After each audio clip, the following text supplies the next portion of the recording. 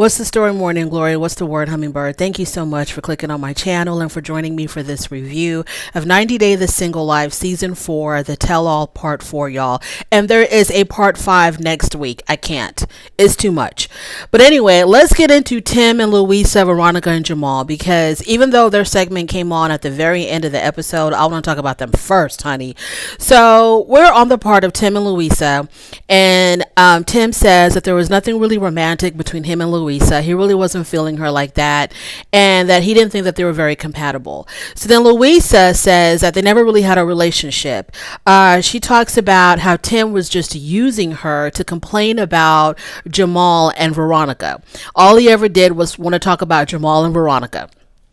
So then they start talking about how awkward Tim is. They show the clip of how, Louisa wanted to kiss him on the when they were playing golf together, and he told her that he was really sweaty. And then they showed us the clip where they actually had their very first kiss, and it was extremely awkward for Tim. And so then they talk about how he was so awkward, to get physically close to her. Like he couldn't do anything like kiss her or anything like that physically with her. And so she talks about how she was trying so hard to move the relationship forward, not just physically, but even like just spending time together. And she gives these examples of like when she would like invite him over to her place. He never wanted to come over. There was a time when there was a concert that was in her own neighborhood, and she told him, well, after the concert, do you want to stop by my apartment? He tells her no, because Friday night is his night out with the boys.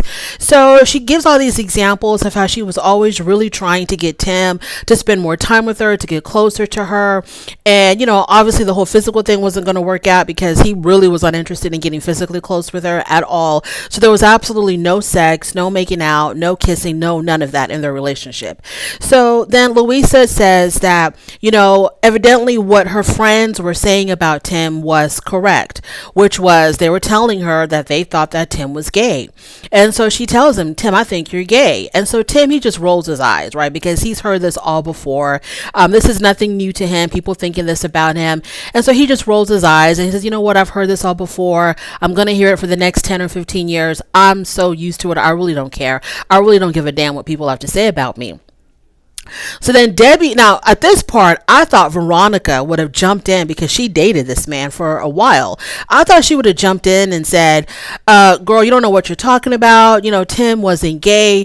Our sex life wasn't popping like that. But, I know that he wasn't gay. But Veronica was absolutely mum. So then Debbie steps in and says, well, maybe Tim has low T. That could be a possibility. And Tim even kind of agreed with that. And, he has this lack of energy. He's very blasé. He doesn't want to do much of anything. So maybe he does have low T. And so then John talks about how he had experience with low T, and he had gone to the doctor to get it checked out. The doctor gave him some testosterone shots, and, he was back in business, right? So all in all, it seems like I felt like, there was some truth to that maybe Tim has low T. So, and I don't think Tim is gay, because I don't think Tim is the kind of guy that would, be in the closet about that. Something about Tim just tells me that if he was gay, he wouldn't be ashamed of it. He wouldn't lie about it. He wouldn't hide it. And he would say that that's what he is. But I don't think Tim is gay. I think he probably does have low T. Or maybe Tim is just Tim. You know what I'm saying? Maybe he's just Tim. Maybe you have, you got your heterosexuals, your homosexuals, your bisexuals, your transsexuals, and then Tim's in the category all his own. You have Tim, where he just doesn't care about being physically close with anybody. Maybe he's asexual. I don't know, but I don't think that Tim is gay. I think more likely than not, he probably has low T. So Louisa, she says to Tim that, you never really cared about me. I'm convinced that you didn't care about me, and that he missed a really great opportunity with her, because, she's all that. She thinks she's all that. So he missed this great opportunity to be with a woman like her. Okay, let's pause there. there's a history with Louisa and Tim, right? Because I remember when they were when they first, not when they first saw each other, but they knew of each other. Because I remember during the season, Tim had talked about how he had known Louisa, or he had seen Louisa years prior, and he was always interested in her. So when he finally had the opportunity with her, I was a little bit shocked that that the relationship never really progressed. Because I remember him telling Veronica that he had met her before, and then he had never forgotten her. He always thought about her. So when he ran into her at the mixer during the season, I really thought that things were going to be on and popping, but they just weren't. So for whatever reason, he really wasn't interested in her. Like I said, maybe it's low T. Maybe, Tim is just wasn't attracted to her as much as he thought that he was. Or maybe Tim is just Tim. So then during the break, Louisa and Tim, Jamal and Veronica, they all meet up backstage, right? In the backstage area. They weren't sitting on the couch. They were just, they met in some area backstage. So Louisa tells Tim that she feels like he was really playing with her emotions. She wanted to be serious with him. He wasn't that serious with her. So she was like, you're just playing with my emotions. So then Jamal and Veronica, and Tim didn't even apologize. He was just like, okay, if that's what you think, that's what you think. So then Jamal and Veronica have a moment, okay, just the two of them, right? And it seemed like, I'm not going to say they were trying to reconcile, but it seemed like the door was definitely open for them to still kind of see each other still after all this is said and done. So on stage, they were going at it, right? They were really going at it on stage when it was their segment last week or the week before. It's so many parts to this. I don't remember exactly when it was. They were really going at it as far as how they broke up. She's got mad that he broke up with her through text. She was upset that he wasn't making an effort to come see her more in Charlotte. All this relationship was really dead in the water. But now we're seeing them backstage and they're talking all soft and smooth with one another. And so Veronica says, well, us getting together just really wasn't at the right time or the right place. Then Jamal asked her, so what are you getting into after this? So Veronica says, well, first I have to go check on Tim. And Jamal rolls his eyes and he's like, you're always checking on Tim. It's always Tim.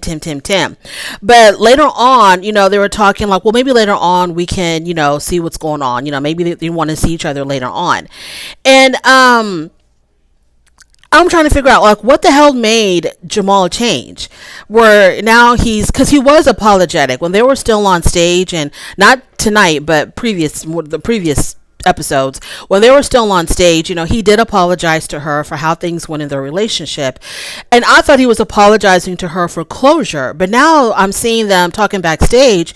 It's like, there is no closure. They're still like wanting that old thing back with one another.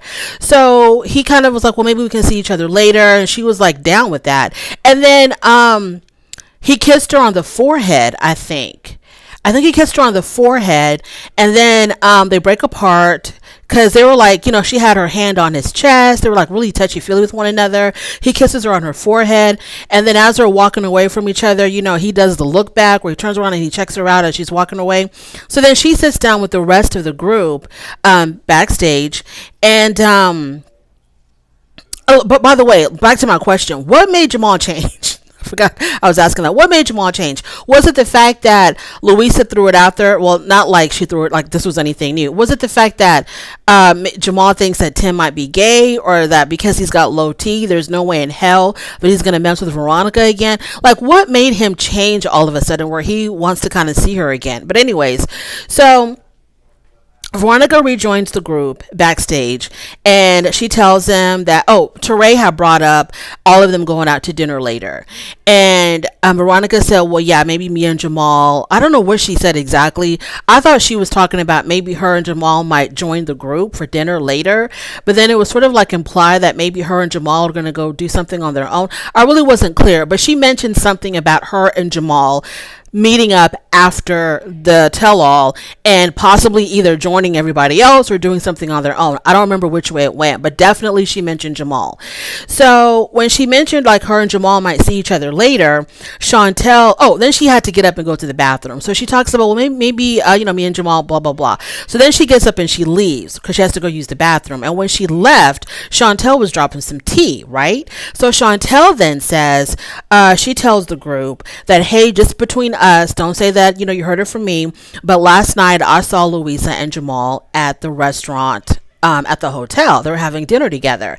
And then Debbie says, I got the feeling that there was something kind of going on between Jamal and Louisa.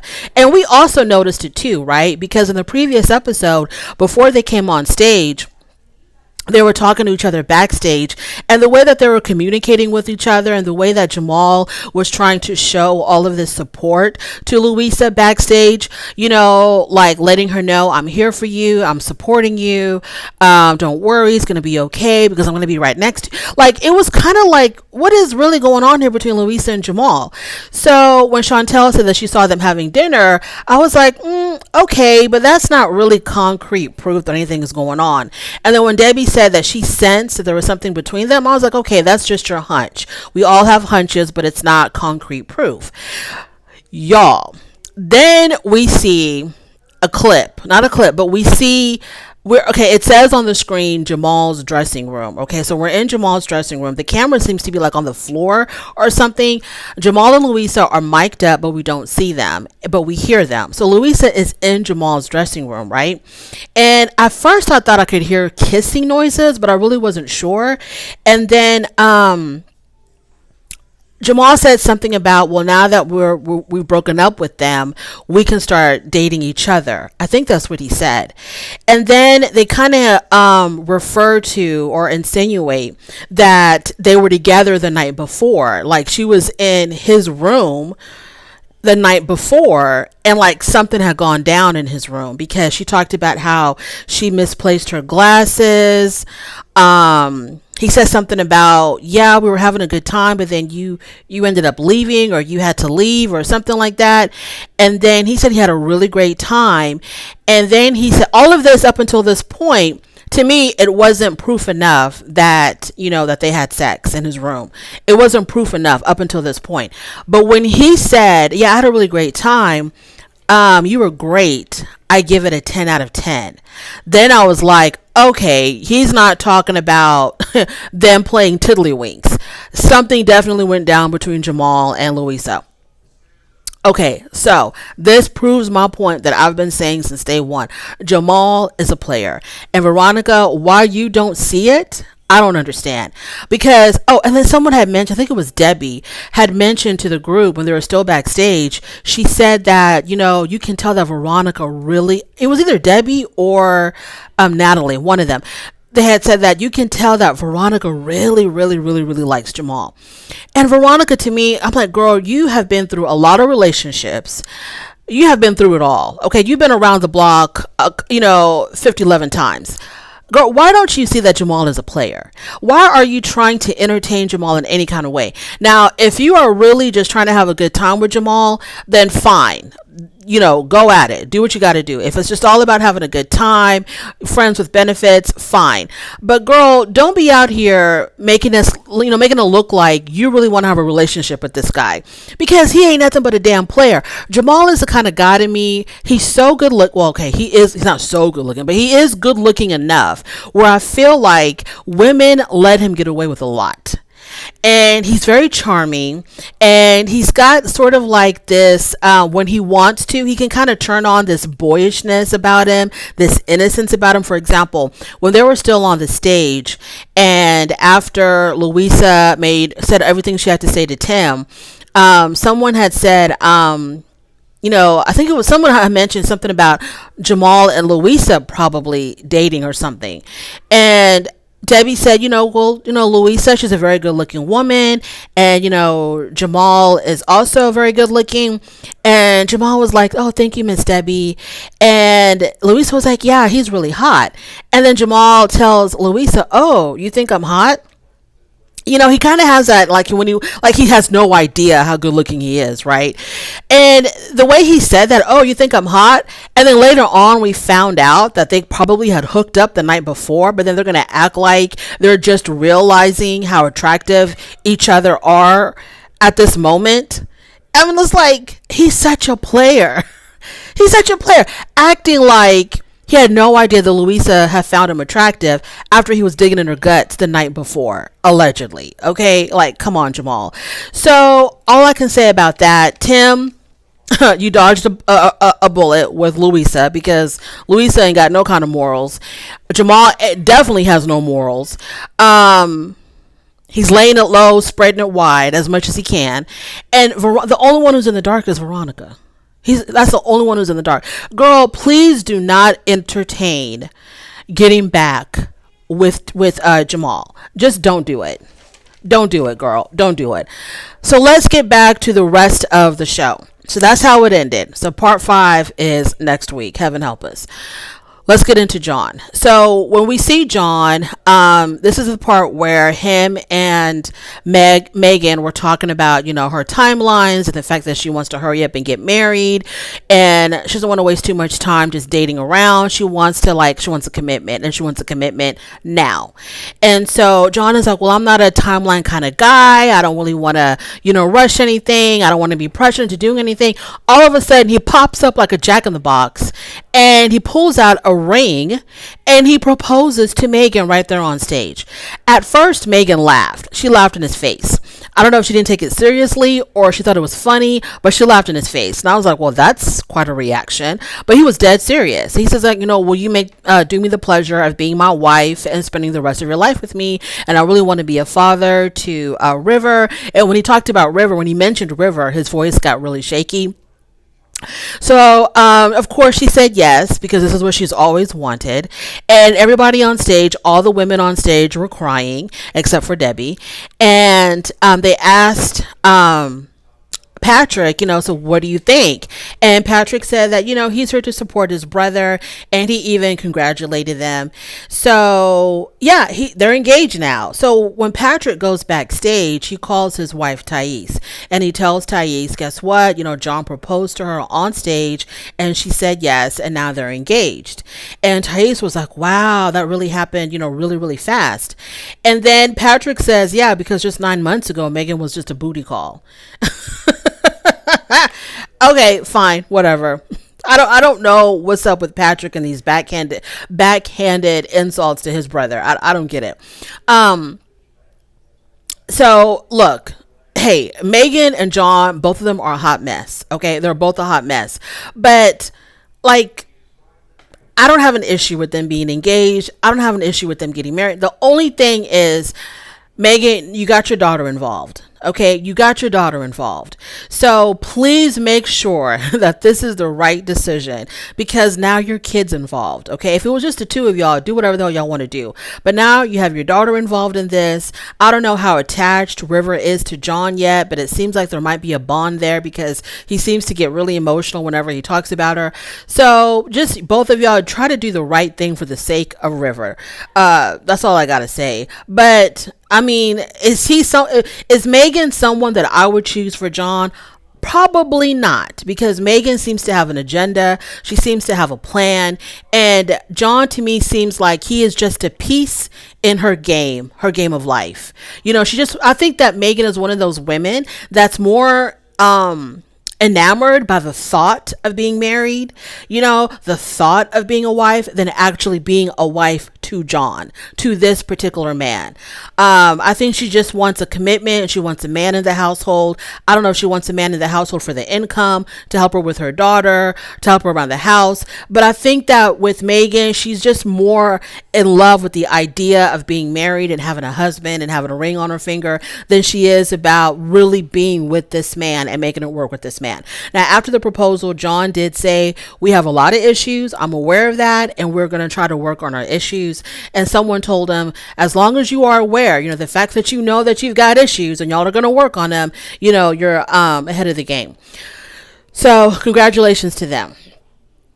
Moving on to Debbie. Okay, they bring out Fernanda and Mama Debbie, Colt's mom, on stage. I don't know what the hell Fernanda was doing there. We saw her for one episode only on The Single Life, and I have no idea what Fernanda was doing there. So Fernanda, she looked great though. So Fernanda comes up and she's there with Mama Debbie, and they play the clip of Debbie revealing her age to the first guy that she had gone out on a date with, because she had lied on her dating profile and said that she was 10 years younger. So they show the clip where she's telling the guy that she went on that first date with, which wasn't Ruben, but the other guy, and she's revealing to him that she's actually 67 instead of 57. And he acted like he really didn't care, but then that was the end of that. They never saw each other again after that. So everybody on stage is talking about Miss Debbie, why did you lie about your age? You don't have to lie about your age. Most of them were really against lying about your age. A couple of them were like, hey, it's no big deal, it's whatever, as long as she has her actual picture with no filters and they still want to date her, it's really no big deal if she lies about her age. So Debbie says the reason why she lies about her age is because it expands her pool of potential suitors. When she puts that she's 67, all she hears is crickets. No one responds to her profile. But when she puts that she's 57, all of a sudden, the fish start biting. So that's the only reason why she lies about it. Her son tells her that, I've tried to hook her up with, retired generals, retired police officers, men who have stability, who have income and pension plans and retirement plans, men who can really take care of my mom. But she still wants to go with these wayward type of guys like Ruben, or these young guys like Osama. And so Debbie says the guys that he tries to hook me up with, they're all too boring. She says she wants somebody exciting, or barely legal, but she says she wants somebody exciting and, artsy. And she doesn't want, your run-of-the-mill type of, mature man. She wants a guy that's artistic and whatever, poetic and crazy and whatever. So, yeah, she's not interested in those kind of men. So then they bring Ruben out. To me, Ruben's a player. I'm sorry. Ruben's a player. The way he is, he doesn't look like someone who's wanting to settle down. I think that he's going through a lot with his mom, because he talked about how he hasn't dated in a year because he's been taking care of his mother. And I think with him getting on the dating apps, it's like an outlet for him to kind of release the stress of being, dealing with a sick parent. And I think he's playing the field. I think he's having a good time playing the field, because they talked about the fact that his profile is still active. He hasn't, no, wait a minute. It's not active. I don't know if it's active or not, but Debbie had mentioned how she had gotten off the dating app. She had shut it completely down when she met Ruben, but then she went back on it and she saw that he had been active on that particular dating app, that he frequents it quite a bit.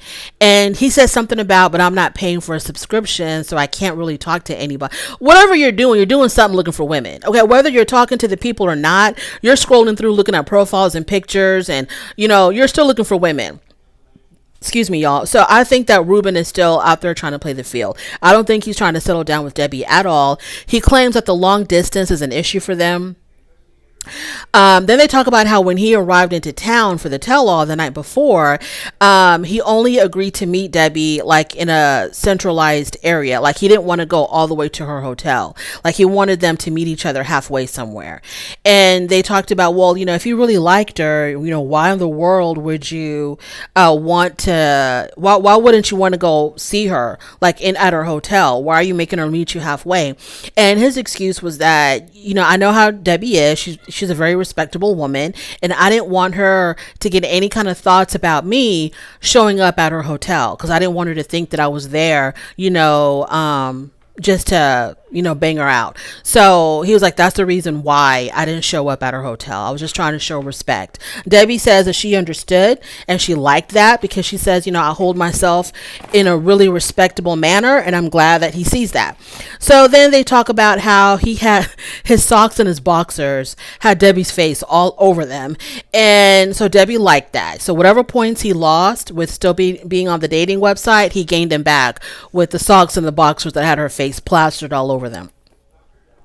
Okay, what else we got to talk about? So on his dating profile, he says that he's looking for women between the ages of 30 to 50, and Debbie is 67. So Debbie was like, if that's what you want a young woman, then leave me the hell alone.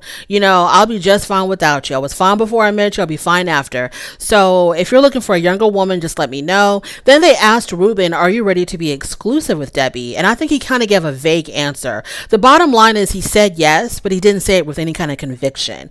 It was kind of like, well, if that's what she wants, and I'm just kind of like, okay, that's the wrong answer.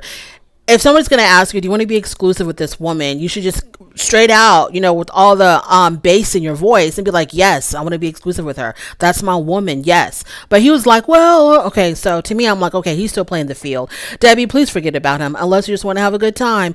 Don't put your heart and emotions into Ruben. I think Ruben still wants to play the field. Okay. What else we got going on? I think that was about it. We talked about John proposing. We talked about Tim, Louisa, Jamal, and Veronica.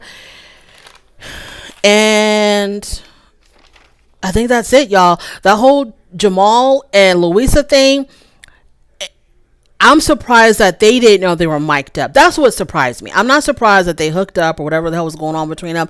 I'm surprised that they were not aware that they were still mic'd up and that whatever they were talking about was being recorded. That's the part that surprised me, that they got sloppy with it. Yeah, but we'll see how things go. Anyway, that's all, y'all. Thank you so much for joining me. I really do appreciate it. On your way out, please don't forget to rate the video if you like this content, subscribe to my channel, and I'll definitely talk to you later. Bye.